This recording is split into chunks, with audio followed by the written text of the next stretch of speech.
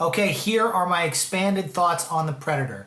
Okay, it was an okay movie. It was not a great movie by any stretch of the imagination. Okay, um, they kept doing constant nods to the original 1987 film, which I think is great, but at the same time, it was just All right, so let me get into this with you.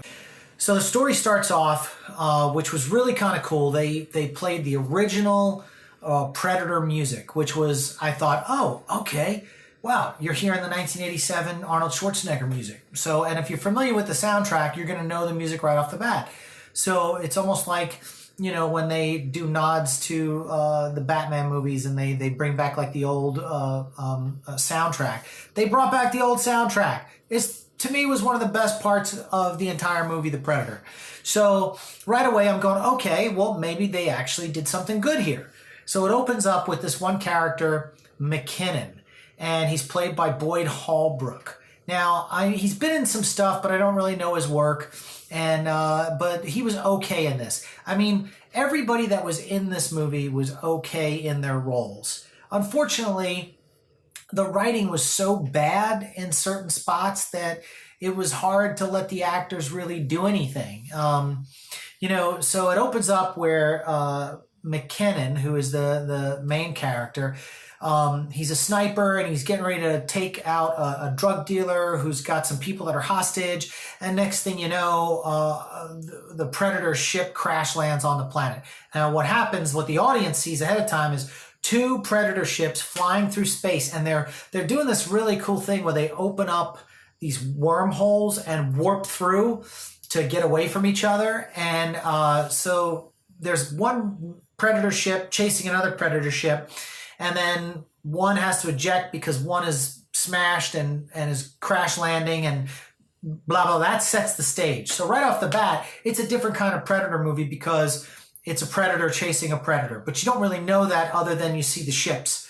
And, ones you see the hands like touching things and putting armor on and all that, and one crashes. So one guy's on the ground, the sniper goes over, he's like, what the hell just happened? This ship just came across. So he goes and he sees the armor of the Predator, a gauntlet and a helmet and some other stuff, and he starts picking up and grabbing it. Well, there's a cloaked Predator watching him do this off in the distance. And he starts taking out the sniper guy, McKinnon's other men that were shooting stuff. Because, the Predator's instinct is to hunt. So right off the bat, he starts going after it. Well, he picks up all this gear, rushes to some small village, puts it all in a FedEx and sends it back home to a P.O. box because he doesn't think anyone's going to believe him because he's a sniper on this lone mission, and he doesn't think the government's going to believe him that he saw this creature and this alien. And to make a long story short, he did take it out and shoot it and kill it, and the Predator died on sight. Okay, so, but there were some other escape pods that left this ship that crash landed. So there's another Predator out there.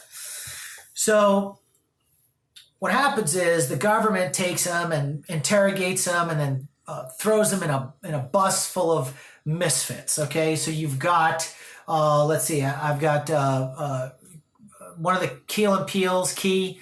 He plays one of his characters. You've got Thomas Jane is in it, which I love Thomas Jane. He's such an amazing actor in his genres and stuff. He really gives it his all. I really feel like he should have been the lead in this film and not this Boyd Holbrook guy. But that's another note. Olivia Munn is a scientist in it. She wasn't on the bus. So the misfits are Alfie Allen from Game of Thrones is in this thing. He is one of the misfits on the bus. And all these people have done bad things or screwed up things. And the government is basically, the military is basically getting ready to dump these guys off and lobotomize them and kill them or put them in prison or whatever they're going to do with them. So Augusto Aguilera, I think I got his name right, plays a character named Needles who's really into the Bible, but they don't really explore that much. Like, they talk about him being religious and they keep cracking these religious jokes, but you never got a sense that he was really religious, other than he talks about end of days, but not once did his character quote scripture. You would think somebody that they are making fun of throughout the entire film about being like a religious nut would say something scripture-wise, okay? Let's see, who else was in it? We had Trevante Rhodes, who played a character named Nebraska. And he was a guy that had post-traumatic stress disorder and tried to kill his captain, but his captain was himself. You find out that he put a gun to his head, pulled the trigger, and the bullet went in but didn't kill him, so he's like crazy. Okay, so those are all the guys that are on the bus. And so they're all telling their little backstories on the bus while the predators are doing their things. They're telling all their backstories. The problem is nobody gives a shit about these characters, the way they were written, and they're force feeding you their backstories in a way that you just don't care. That was one of my major problems with the movie, is like you didn't care about any of these characters.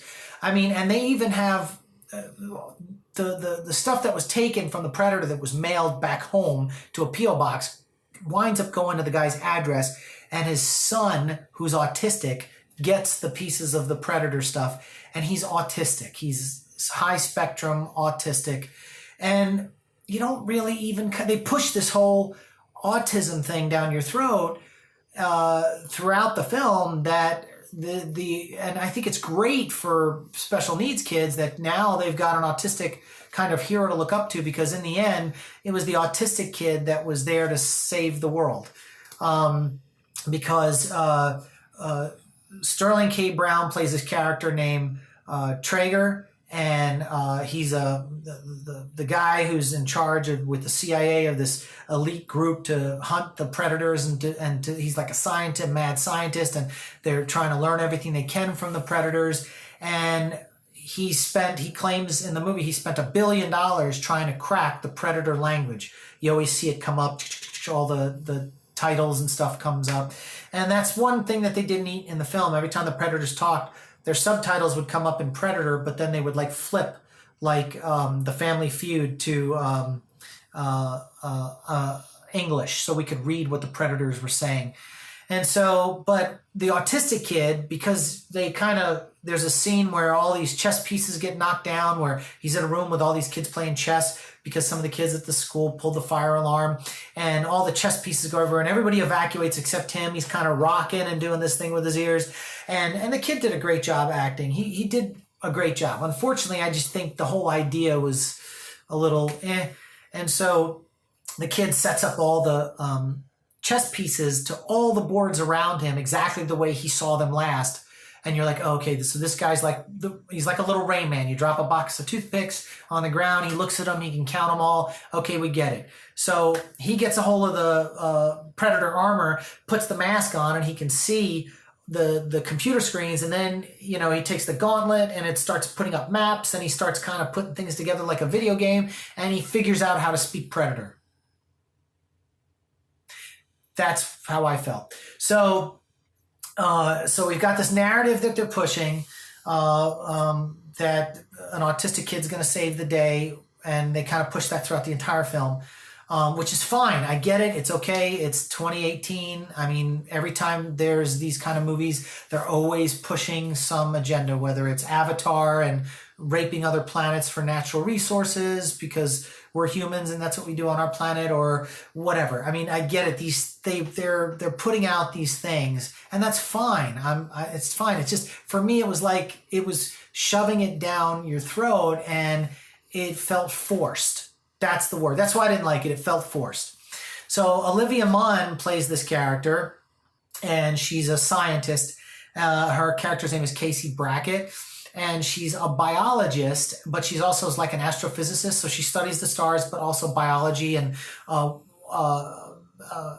she makes a reference about when she was a kid and wrote the president and said, if you ever find an alien, call me first, because I want to research them and probe them and all that kind of stuff. And her storyline was bleh, too. They tried to make her out to be like a Sigourney Weaver character. Unfortunately, once again, in the writing, they completely failed, because she starts off as a scientist that they pluck from a dog park who, she's like a professor.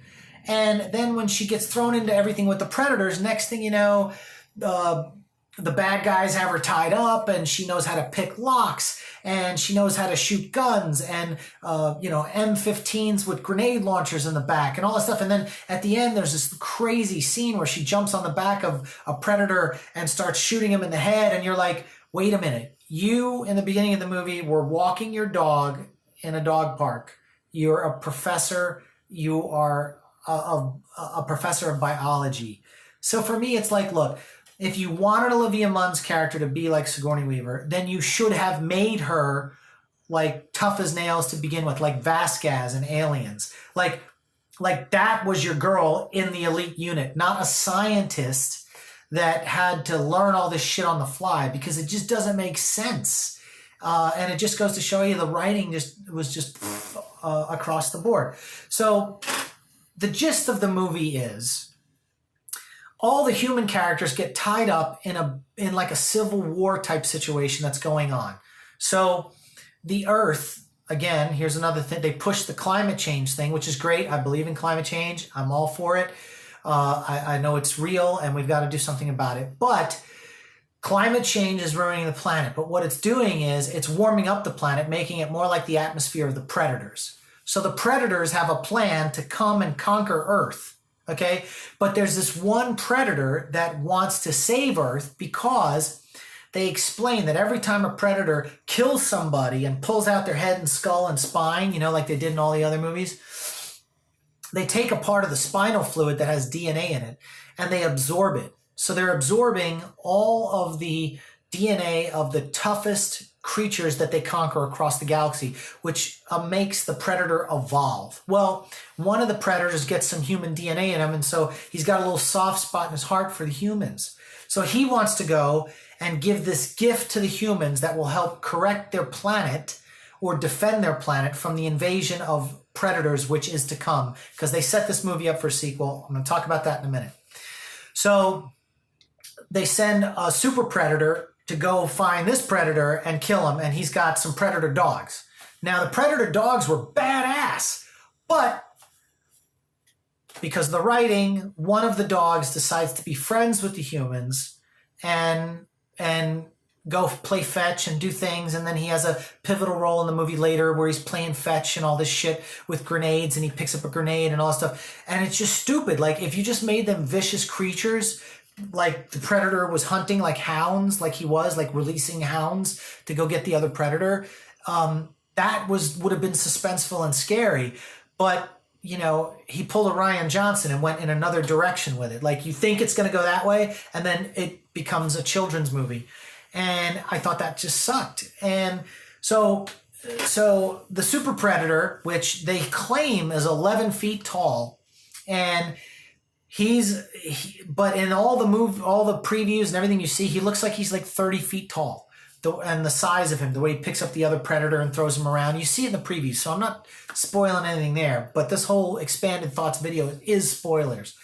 So the predator fights the predator, and then the predator breaks that predator's head off. And then now it's like they've got to get this, they got to find the thing that the predator brought so that the other predators can invade, and there's no way that the humans can fight them back. Well, that didn't happen. So they finally get the thing, and I'll tell you what the thing is in a minute. But the super predator, let me talk about this thing. They claim he's 11 feet tall. He's not. The thing looks like he's 20 feet tall, or the way they shoot him in this perspective from ground up all the time makes him look like a monster. And all of a sudden, like, he can just flex his muscles and all his armor comes out. He's like got nanotechnology all in him. He evolved. He can absorb. He's got an exoskeleton underneath him, so his skin like opens up and then his body armor comes out. Then when he's not in defense mode, it all goes back in. And it's kind of like they took a page out of the last Infinity Wars with Shane Black, with Iron Man, where now he's got the nano suit. So that's what it kind of feels like. It's like the nano suit. So all the people that you don't care about have these crazy, wacky dialogue. Every other line is a joke or ends in a joke. So somebody will say something, then someone's got a punchline. Somebody will say something, someone's got a punchline. There was so much comedy in this movie, it started to suck. There are some really good one-liners and zingers that make you laugh, and the crowd laughed. I laughed. I laughed about 3 times. But they just keep doing joke after joke after joke after joke, and then it takes away from the gravity of the situation that they're all in. And the difference between the comedy in like the 1987 original one versus like this one is the comedy is very in this film very crass. It's very Hangover-ish. They weren't smart comedy lines. Anytime someone dropped an F-bomb, it was dropped, but it wasn't like Schwarzenegger never said the F-bomb throughout the whole original Predator until the end when he took the mask off and he goes, "You're one ugly motherfucker." Then you're like, boom, there's the zinger. Everyone laughs, and then the fight goes down. And this wasn't. This was like, fuck your mother, pussy, dick, fuck. I mean, it was just so crass that, it was weak. Like, you could write better than that. Like, work on it. But again, he falls back to this kiss, kiss, bang, bang, Shane Black, and Wise Guys. And this is not that movie. Like, you don't bring that kind of humor into this movie. Thomas Jane was wasted. And they tried to form this relationship between Thomas Jane and Keegan-Michael Keel, the Keel and Peele, the one guy, Keel. And they tried to make them like Jesse the Body Ventura and Bill Duke in the original Predator, where they had this relationship. They were buddies. They had served in Vietnam and Saigon, all this kind of stuff. And they tried to make that happen with those two, but it failed miserably. And when they die, you just don't care. Same thing with Sterling K. Brown. When he dies. So what? And the way he dies is stupid. It's just all of them. The whole movie just was flat. They had some cool ideas, but look, all right, I got to wrap this video up. It's getting long, but here's the ending of the movie, which for me killed it. There was a lot of scenes with Boyd Holbrook that were obviously done when they did the reshoots, okay? Because if there's one thing that pisses me off more than anything is continuity. And Boyd had this stubbly kind of goatee, mustache kind of stubble thing. And then all of a sudden throughout the movie, there were all these new scenes and he didn't have it. It was almost like Henry Cavill with the mustache in Justice League. It pulled you right out of the movie. You were like, wait a minute, where'd this guy go have time to shave? And it was like, was somebody not looking at continuity pictures when they did all the reshoots? It's like, it was so obvious. And he also had put on a little weight and had like a double chin. And so I'm like, wait a second, like, it's obvious this was not part of the movie and you've put it in now in all the action scenes. So one minute he's got the scruff and the next minute he doesn't. And then he's got it again. And so that was just weak. I mean, come on, man. If you can't do it right, don't do it at all. That's kind of how I feel about it. And the end sequence is the thing that the alien or the Predator was bringing to save the human race was a gauntlet. Okay? When you put the gauntlet on and you hit a button, just like Iron Man's suit, you become an Iron Man Predator with all the weapons and the gear and everything to fight the Predators. Okay? That was the gift he was bringing. Okay? So I don't know what Shane Black was thinking. I don't know if he got a note from a studio that said, hey, look, you know what? It'd be really cool if they had an Iron Man suit at the end of this thing that looked like a Predator that the humans could get in, huh? Wouldn't that be cool? Because then he can fight somebody in the next movie in an Iron Man Predator costume. All right. Killed the movie for me. Absolutely killed the movie for me. Between the terrible comedy, the crass, awful jokes, and the Iron Man Predator suit at the end. And why, if you're going to be an Iron Man Predator suit, would you have dreads, metal dreads? Like that's part of the actual Predator's head. Like why wouldn't you just have the shield and then body armor and everything? Basically what they did was they turned this sniper guy who works for the military. They basically boosted him up in rank and made him Rhodey. They made him, Rhodey from Iron Man. That's what they did. So now, if they make a next one, which I don't think they'll make a next one, and if they do, they got to do something better, because let me give you some numbers right here. The first 1987 Predator movie was shot for $15 million. It did $100 million at the box office, okay? Cinema gold, okay? Robert Rodriguez's, just to give you an example, cost $40 million to make, and it did $127 million worldwide. The rule of thumb is you got to double your budget to break even. So they broke even at $80 million, made $127 million, came out with another $40 million on top of that. Robert Rodriguez brought that movie in at $40 million. This movie cost $88 million to make. It's only made, so it needs to make $176 million worldwide to break even. And it's only made $67 million in like a week and a half. Almost, I think this is its second week. And it's only made $67 million worldwide. It's on pace to only make what the Robert Rodriguez film, and it only cost $40 million to make. So something tells me this movie is going to make all of its money on streaming and Blu-ray, and it's going to completely barely break even with anything at the box office. Okay? So if those numbers don't scare you, if an Iron Man Predator doesn't scare you, I don't know what's going to scare you, but this movie, Shane Black, please, I'm pleading with you. Stick to movies like Kiss Kiss Bang Bang and The Wise Guys, okay? Stop doing Iron Man. Stop doing Predator plus Iron Man. It doesn't work. None of these characters were written well. They acted their asses off with what they have. I'm not going to blame the actors. They had an opportunity. Sterling K. Brown, he said something, the Predator had his head cut off, and he looked at him and said the N-word, and it just didn't come out right from Sterling K. Brown. I mean, I watched This Is Us, so I'm kind of used to him like that, and I've seen him he was in the Black Panther and stuff, and I get it. Like, if I was in Hollywood and someone said, Shaun, you want to be in a Predator movie? I'd be like, I don't give a shit how bad it turns out. I'm signing on the dotted line. I'm going to do this because I love the original 1987 Predator, and I love Schwarzenegger, and I want to be in a Predator movie. And that's what everybody, I think, signed on to this movie thinking was, this is going to reboot the franchise. It's really going to do a good job. And and one more thing, I gotta say this. Jake Busey is in this movie, okay? Gary Busey was in Predators too. He played Peter Keyes. Well, in the credits, you find out Jake Busey is a scientist working for the government, and he plays a character named Keyes. They never once throughout the film, whether it made it to the cutting room floor or what, alluded that this is the son of Gary Busey's character from Predator 2, which would have been one more tie-in. Oh, and all right, I'm spoiling this right now. I know I keep rambling, but I got to say this.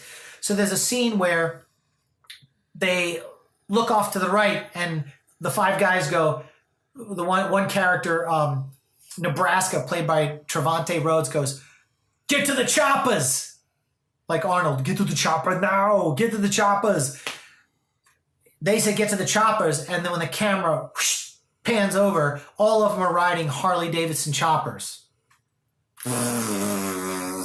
Bad one-liner, and no offense to Trevante, it was delivered poorly. And then Boyd Holbrook at the end shoots the Super Predator in the head, and before he does it, he goes, "What the hell are you?" Like Arnold Schwarzenegger in the first movie, "What the hell are you?" And he goes, "No, you know what? I don't care what you are." Boom, and shoots him. Taking an original awesome line, adding something to it, it ran flat. Every time they tried to redo these lines, they couldn't do it. The bottom line is, you can't capture lightning in a bottle twice. You're basically not getting name brand, you're getting the off-label brand for every Predator movie since the original. They're never going to make another Predator movie like the 1987 Predator film. So there you go. I'm done rambling. I know I was all over the map, but I don't care because my thoughts are just flowing, and you're just going to have to deal with that. But if you like this video, hit the like button, hit the subscribe button, share this video on social media, and we'll see you on the next review or the next expanded thoughts.